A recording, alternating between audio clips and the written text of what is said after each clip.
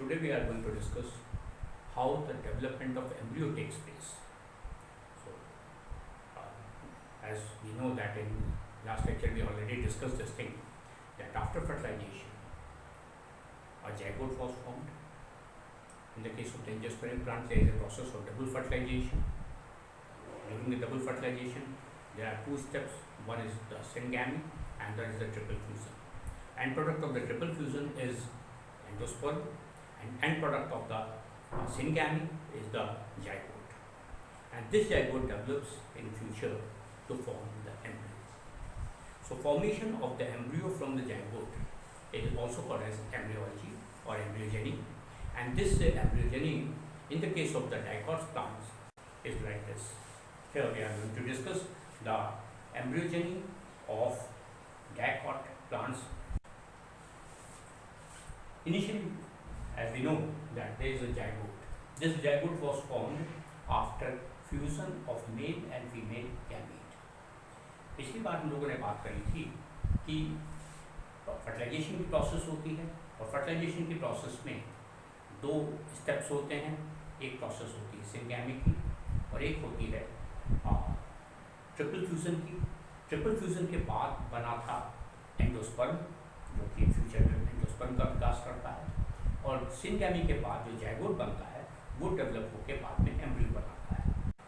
आज के लेक्चर में हम लोग डिस्कस करेंगे कि zygote से कैसे एम्ब्रियो बनता है और इस प्रक्रिया को भ्रूणी विकास या एम्ब्रियोलॉजी कहते हैं. तो zygote which was the result of fusion of male and female gamete, because male gamete was haploid, female gamete was haploid, and after fusion the zygote which is been formed, it is a diploid structure. जो निषेचन की क्रिया हुई थी, fertilisation की जो क्रिया हुई थी, उसमें मेल और फीमेल गैमेट फ्यूज किए थे. मेल न्यूक्लियस फ्यूज हुआ था, फीमेल न्यूक्लियस और फीमेल के दोनों के फ्यूजन से जो प्रोडक्ट बना था वो उसे कहते हैं हम लोग zygote. और ये zygote डिप्लॉयड होता है, यानी कि मेल गैमेट हैप्लॉयड होता है, अर्धसूत्री होता है, फीमेल गैमेट हैप्लॉयड होता है, अर्धसूत्री होता है. बट zygote जो है डिप्लॉयड होता है, यानी द्विगुणित होता है. इसमें नंबर ऑफ क्रोमोसोम्स नॉर्मल उतने ही होते हैं जितने कि मदर प्लांट में होते हैं. तो ये zygote जो है नाउ, इसमें जब zygote एम्ब्रियो डेवलपमेंट की प्रोसेस शुरू होती है तो इसमें जो चेंजेस होते हैं उन चेंजेस के बाद फिर एम्ब्रियो की फॉर्मेशन होती है. तो इस पूरे प्रोसेस को हम यहाँ डिस्कस करेंगे. During the formation of embryo, the first step which takes place in the zygote is a horizontal division. This is the horizontal division. As a result, two cells are being formed. जिसकी वजह से ये जो horizontal division हुआ है, क्षैतिज विभाजन हुआ है, इसकी वजह से दो कोशिकाओं का निर्माण होता है. The upper cell, which is called as basal cell, it is also called as CB, and the basal cell, the cell on the lower side is called as apical cell, and this is also called as CA. Now, in both of the cells, again a division takes place. But one of the very peculiar feature here is that in upper cell, the division is horizontal. In CB, the division is horizontal, whereas in CA, the division is vertical. Because of the horizontal division, two cells are being formed in a linear pattern. ये जो ऊपर वाली कोशिका थी जिसे हमने CB कहा था, बेसल कोशिका कहा था, बेसल सेल कहा था, इसमें क्षैतिज विभाजन होता है. और क्षैतिज विभाजन के बाद दो कोशिकाएं बनी, पर इन कोशिकाओं में से एक कोशिका बड़ी और दूसरी कोशिका छोटी होती है. जबकि जो नीचे वाली कोशिका थी जिसको हम लोगों ने एपिकल सेल कहा था, ये एपिकल सेल इसलिए कहते हैं इसको क्योंकि लगेगा कि ये तो नीचे की तरफ है तो उसको एपिकल क्यों कर रहे हैं, ऊपर की तरफ तो उसको बेसल क्यों कर रहे हैं, क्योंकि वो पार्ट बाद में बेसल पार्ट बनाएगा, पिछला भाग बनाएगा भ्रूण का, एम्ब्रियो का, और ये अगला भाग बनाएगा. इसीलिए यहाँ पर देखने में उल्टा जरूर लग रहा होगा, but actually it is this is the anterior part of the embryo and this is the posterior part of the embryo. Now here in apical cell the division is vertical. So here the division was horizontal and here the vertical division is vertical. So that's why again the two cells are being formed here, but these cells are formed by the vertical division, whereas these two cells were formed by the horizontal division. यहाँ पर जो दोनों कोशिकाएं बनी थी इनमें से एक बड़ी और एक छोटी थी, जबकि यहाँ दोनों कोशिकाएं एक ही आकार की होती हैं. Here both of the cells which were formed after the horizontal division they were of unequal size and the upper cell was relatively larger whereas the lower cell was relatively smaller. Here in this case both of the cells are of almost equal size and they are formed by the vertical division. Now this central cell keeps on dividing rapidly, forming a long filamentous structure. ये जो बीच वाला कोशिका cell है ये तेजी से divide करता है हॉरिजॉन्टली और डिवाइड करके एक धागे नुमा रचना बनाता है, थ्रेड लाइक स्ट्रक्चर बनाता है, एक फिलामेंट लाइक स्ट्रक्चर बनाता है। ये स्ट्रक्चर बीच का, इसे हम लोग कहते हैं सस्पेंसर। ऊपर वाला स्ट्रक्चर जो होता है ये एक्चुअली न्यूट्रिएंट्स एब्जॉर्ब करने का काम करता है और ये हॉस्टोरिया कहलाता है, हॉस्टोरियल सेल कहलाता है, ये ऊपर की तरफ होता है। जबकि जो नीचे वाला हिस्सा था जैसे एपिकल सेल का पार्ट जो था इसमें मल्टीप्लिकेशन बहुत तेजी से होते हैं, बहुत फास्ट होते हैं और इस मल्टीप्लिकेशन इस वाले हिस्से को हम लोग नाम देते हैं हाइपोफाइसिस। ये हाइपोफाइसिस का हिस्सा जो है, इस हाइपोफाइसिस के हिस्से में जो डिविजन्स होते हैं ये थोड़े यूनिक किस्म के होते हैं, बड़े खास किस्म के होते हैं। इसमें जो डिवीजन होता है ये पैराइटल होता है, पैराइटल मतलब परिधीय होता है। परिधि विभाजन में एक्चुअली होता क्या है कि जो सेल्स हैं इन सेल्स में अगर ये सस्पेंसर का हिस्सा है और ये नीचे का हिस्सा था तो इस नीचे वाले हिस्से में जो डिवीजन होगा वो इस तरीके से होगा पेरिफेरल में। और पेरिफेरल डिवीजन होने की वजह से क्या होता है कि सेल्स बन रहे हैं वो ये बन रहे हैं इस तरीके से। तो इस ये जो बड़ा यूनिक फीचर होता है पेरिफेरल डिवीजन होने का, इसकी वजह से अब पहले जब भी का सेल डिवीजन होता है जो है सिंपल मल्टीप्लिकेशन प्रोसेस होती है कि पहले 2 सेल थे, 2 से 4 होंगे, 4 से 8 होंगे, 8 से 16, 16 से 32, like a simple mitotic division. This cell will divide by a process of simple mitotic division forming 2, 4, 8, 16, 32 and 64 cell stage.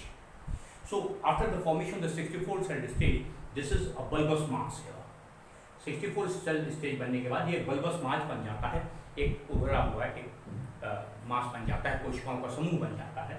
और ये जो bulbous mass है जिसे हमने हाइपोफाइसिस कहा है, इसमें अगर हम डिटेल देखेंगे इसके एनाटॉमी में तो हम देखेंगे कि इसमें पेरिफेरल साइड जो किनारे किनारे लगे हुए हैं they are named as dermatogen. The cells which are present in the centre here, इनको काम देते हम लोग नाम देते हैं प्लूरॉन। और इनके यानी प्लूरॉन और डर्मेटोजेन के बीच की जो सेल्स हैं इन्हें हम कहते हैं पेरिप्लम। तो पेरिप्लम की सेल्स वो सेल्स होती हैं जो कि डर्मेटोजेन और प्लूरॉन के बीच में प्रेजेंट होती हैं। प्लूरॉन सेंटर का पार्ट होता है सेलुलर मास का और डर्मेटोजेन पेरिफेरल पार्ट होता है। This is very similar to the embryology of the animals, as we know that in the case of the animals during the multiplication of the cells during the embryology 3 type of the cells are formed: ectoderm, endoderm and mesoderm, and these are the presumptive area which are going to form the different organs in future. जो जंतु होते हैं, जंतुओं में 3 प्रकार के भ्रूणी विकास के दौरान 3 प्रकार की कोशिकाएं बनती हैं। एक एक्टोडर्म कहलाती है, एक मेसोडर्म कहलाती है और एक एंडोडर्म कहलाती है। ये एक्टोडर्म, एंडोडर्म और मेसोडर्म भविष्य में शरीर के विभिन्न अंगों का निर्माण करते हैं। So that's why here similarly in the case of the plants dermatogen, periblem and plerome are going to form different parts of the plant in future. यानी किसी पार्ट से एपिब्लेमा बनेगी या आउटर सरफेस बनेगी, एपिडर्मिस बनेगी plant की, किसी part से कॉर्टेक्स का हिस्सा बनेगा, एंडोडर्मिस का हिस्सा बनेगा और किसी पार्ट से जाइलम फ्लोएम वगैरह बनेंगे। तो ये जो डिफरेंशिएशन होना है वो इन अलग अलग हिस्सों से होना है। तो ये चीज़ें यहीं पे डिटरमिन्ड हो जाती हैं, फाइनलाइज हो जाती हैं। इसके बाद इसमें एक और बड़ा स्पेशल फीचर होता है because we are talking here about the dicot plants. तो डाइकॉट प्लांट्स के केस में क्या होता है कि ये जो सेलुलर मास बना है इसमें से एक सेल जो टिप पर लगा है ये वाला सेल ये डिवाइड करना बंद कर देता है। ये वाला सेल जो है यहाँ पर ये सेल डिवाइड करना बंद कर देता है, इसका मल्टीप्लिकेशन बंद हो जाता है। और जब इसका मल्टीप्लिकेशन बंद हो जाता है तो उसकी वजह से क्या होता है कि इसके अगल बगल की सेल्स तो ग्रो करती रहती है पर ये वाली बीच की सेल ग्रो नहीं कर पाती। When multiplication of this apical cell has been stopped, and what happens? The lateral mass of cells is going, it is continuously growing up, but the central cell is not dividing. That's why the 2 lobular masses are being formed. जब अगल बगल की दोनों कोशिकाएं, दोनों side की, दोनों तरफ की कोशिकाएं तेजी से वृद्धि करती हैं पर बीच की एक कोशिका नहीं वृद्धि कर रही है, रुकी हुई है, तो इसकी वजह से इसकी वृद्धि रुकी, इसका विभाजन रुका हुआ है, तो कोशिकाओं का एक समूह इधर और इधर बन जाता है और ये एक डाइकॉट द्विबीजपत्री जैसी रचना होती है। तो दोनों बीजपत्रों का निर्माण यहाँ पर हो गया। यानी इसमें भी वही लेवलिंग शेप होगी, ये हॉस्टोरिया हो गया, ये सस्पेंसोरियम हो गया और ये कॉटिलिडी का पार्ट हो गया। And this is the well developed embryo. और ये पूर्णतः विकसित भ्रूण होता है। ये भ्रूण जो होता है this is present here inside the ovule. This तो embryo is present inside the ovule. तो ओव्यूल में अगर हम typical, this is the typical anatropous ovule, ये एक एनाट्रोपस ओव्यूल है, इसमें माइक्रोपाइल नीचे की तरफ है और इस माइक्रोपाइल के अंदर ये जो ग्रीन वाला जोन है, ये वो जोन है जो कि हम लोगों ने जिसके बारे में बात की थी, ट्रिपल फ्यूजन के बाद जो कोशिकाओं का समूह बना था। निषेचन के समय जो दो तरह के फ्यूजन हुए थे, एक हुआ था सिनगैमी और एक हुआ था ट्रिपल फ्यूजन। तो सिनगैमी का रिजल्ट तो जो था वो जाइगोट था, जाइगोट के बारे में हम लोग बात अभी तक करते रहे। और दूसरी चीज जो थी that was the product of the triple fusion. Product of the triple fusion was going to form the endosperm in the future. So this green part here, this is the part of the endosperm. जो जब निषेचन हुआ था तो उसमें दो प्रकार की निषेचन की क्रियाएं थी। एक में तो सिनगैमी हुई थी जिसमें कि मेल और फीमेल न्यूक्लियस फ्यूज कर गए थे, और एक में क्या हुआ था कि एक मेल न्यूक्लियस और दो पोलर बॉडी के न्यूक्लियस फ्यूज किए थे, जिसके कारण एक ट्रिप्लॉइड स्ट्रक्चर बना था जिसमें क्रोमोसोम्स का नंबर 3x था। वो ट्रिप्लॉइड स्ट्रक्चर जो है वही भविष्य में एंडोस्पर्म का निर्माण करता है, बीच के एंडोस्पर्म का। तो जो हरा वाला भाग हम लोग देख रहे हैं, जो ये पेरिफेरल पार्ट है एम्ब्रियो विचाउटर का जो हिस्सा है, ये एक्चुअली एंडोस्पर्म वाला हिस्सा है। ये एंडोस्पर्म वाले हिस्से में because it is also called as female gametophyte, तो ये जो पूरा स्ट्रक्चर है फीमेल गैमेटोफाइट वाला हिस्सा है, इसके अंदर एंडोस्पर्म प्रेजेंट है। और यहाँ पर न्यूट्रिशन की मात्रा बहुत ज़्यादा होती है, पोषक तत्वों की काफ़ी ज़्यादा मात्रा में होती है, because these cells are adapted in a special way that they accumulate large quantity of the nutrients from the surrounding environment. ये कोशिकाएं अपने चारों तरफ से, अपने मातृ पौधे से काफ़ी मात्रा में पोषक तत्वों को एकत्रित करके ये पोषक पदार्थों का समूह बना लेते हैं, जो कि एकत्रित समूह होता है, एकत्रित पोषक पदार्थ होते हैं जो भविष्य में इनके काम आते हैं। तो एंडोस्पर्म जो होता है ये रिजर्व फूड मटेरियल होता है, जो कि जब सीड की अवस्था में होता है और जब सीड जर्मिनेट होता है पर उसमें फोटोसिंथेसिस नहीं हुई, जब तक फोटोसिंथेसिस नहीं होगी तब तक बीज जो होता है ये अपना भोजन स्वयं नहीं बना सकता, तो इसको कहीं ना कहीं से भोजन चाहिए। वो भोजन का स्रोत जो होगा वो यही एंडोस्पर्म होगा। When seed is being formed, then the source of the energy for that seed till the process of germination and photosynthesis takes place. After germination, when the process of photosynthesis takes place, before photosynthesis, the source of energy is the endosperm.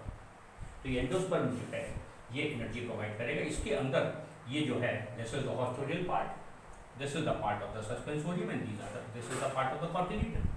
ये cotyledon का हिस्सा हो गया, ये suspensor का, ये haustorial का part हो गया। और यहाँ पर जो नरिशमेंट है ये इसको मदर प्लांट से भी मिलेगा और अलॉन्ग विद दैट एंडोस्पर्म से भी नरिशमेंट मिल जाएगा। So nourishment will be obtained from the endosperm as well as from the mother plant. Mother plant से भी सप्लाई आ रही है तो वहाँ से भी इसको नरिशमेंट मिलता रहेगा जब तक कि एम्ब्रियो डेवलपमेंट की प्रोसेस पूरी ना हो जाए, सीड फॉर्मेशन कंप्लीट ना हो गया। तो ये जो एम्ब्रियो डेवलप हुआ है, अब इस एम्ब्रियो में दो स्पेशल फीचर्स होते हैं। एक ये कि इस एम्ब्रियो के इस पार्ट में यहाँ पर ये जो हिस्सा है, ये वाला हिस्सा कहलाता है plumule, and this is going to form the tip of the stem in future. Plumule का दूसरा नाम होता है प्रांकुर।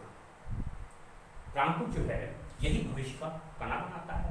तो the plumule, part of the plumule is going to form the tip of the stem in future, which is here, and this is the part of the radical. This radical is going to form the tip of the root in the future. So if this part will form the root tip, this part will form the stem tip, and this structure will germinate after sowing of the seed in the soil and with the suitable conditions, that is the water and soil etc., water, soil and air etc. जब ये बीज बोया जाएगा तो यही दोनों भाग सक्रिय होकर पौधे की जड़ और तने का निर्माण करेंगे। तो इस तरीके से जो तने का हिस्सा है वो यहाँ से बनेगा और जड़ का हिस्सा यहाँ से बनेगा। ये वाला हिस्सा जो जड़ वाला हिस्सा है इसे रेडिकल या मूलांकुर कहते हैं, और तने वाले हिस्से को प्लूम्यूल या प्राप्त हो जाते हैं। तो इस तरीके से ये कंप्लीट एम्ब्रियो की फॉर्मेशन हो गई डाइकॉट एम्ब्रियो की। पर जो मोनोकॉट प्लांट्स होते हैं उनमें ज़्यादा डिफरेंस नहीं होता, यानी मोनोकॉट की एम्ब्रियोलॉजी जो होती है उसमें बहुत ज़्यादा डिफरेंस नहीं होता। एक स्टेप का डिफरेंस होने से वो मोनोकॉट एम्ब्रियो के तरीके से डेवलप कर जाता है। इन the case of the monocots only one basic difference is there which is responsible for the formation of the monocot embryo. That difference is this apical cell keeps on dividing, and that's why two lobular masses of the cells are not being formed. A single lobe like structure is being formed. अगर ये एक बीजपत्री पौधा होता है तो उस case में ये कोशिका विभाजित होती रहती है। डाइकॉट में क्या हुआ था, इस कोशिका ने विभाजन बंद कर दिया था, this cell stopped dividing, but in the case of the monocot, this cell also keeps on dividing, and that's why the structure which is informed is a mass of lobular mass or single mass of the cells. वो structure जो है वो इस तरीके से दिखाई देगा, यानी कि इस तरीके से बनेगा ये। तो जहाँ डाइकॉट के केस में क्या हुआ था कि डेवलपमेंट ना होने की वजह से यहाँ पर दो कॉटिलियंस बन गए थे इस तरीके से, पर मोनोकॉट के केस में क्या हुआ, ये मोनोकॉट में ये जब सेल लगातार डिवाइड होता रहा तो ये भी ग्रो करता रहा। रिजल्ट क्या हुआ कि यहाँ पर ये ग्लोबुलर मास बन गया, सिंगल कॉटिलिडन बना।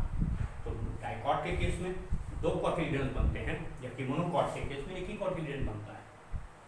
मोनोकॉट में रिजर्व फूड मटेरियल जो होता है वो एंडोस्पर्म में एक्यूमुलेटेड होता है, यानी इस ग्रीन वाले पार्ट में एक्यूमुलेटेड होता है मोनोकॉट के केस में।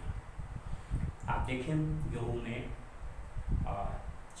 चावल में, मकई में, ज्वार में, बाजरा में जो सफ़ेद वाला हिस्सा होता है वो एंडोस्पर्म का हिस्सा होता है, और वो ट्रिपलेट होता है, ट्रिपल नंबर ऑफ क्रोमोसोम्स होते हैं, और वो बनता है ट्रिपल फ्यूजन के प्रोडक्ट्स।